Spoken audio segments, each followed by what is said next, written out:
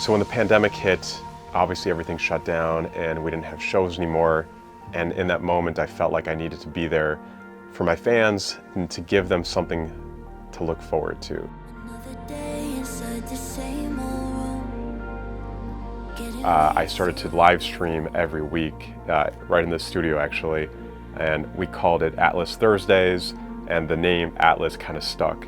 That kind of turned into doing a live stream with Insomniac. Hey guys, my name is Jason Ross, and welcome to the very first episode of The Atlas. And it turned into this weekly live stream event, and that's kind of what brought this community together, this fan base. And every week we'd get together on Discord, and the name Atlas kind of stuck with the community that we built. So it was the Atlas fam. When I started to think about the album, the concept I kept coming back to is this idea of home and what that means to me. A lot of the songs have this idea of home. And when I started to think of the name, it just made sense to call this album Atlas. Atlas was home and is home.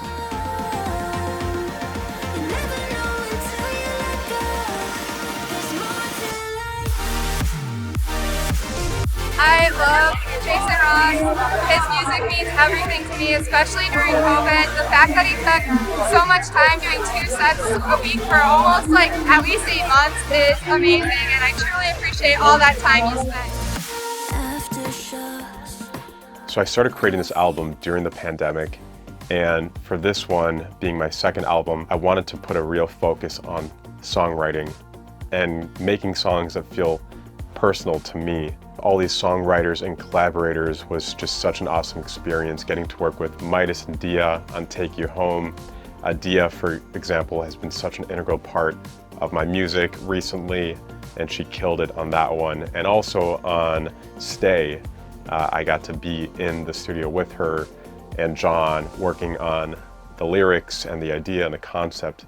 Being in the studio with the songwriters gave me that ability to put my own personal stories and ideas into the writing itself. But I also want to kind of go back to my roots of trance and, my sound on Anjuna beats and see how I can incorporate that into this new music, working with different genres. There's a lot of trance influence that is kind of like incorporated into a lot of the songs on the album.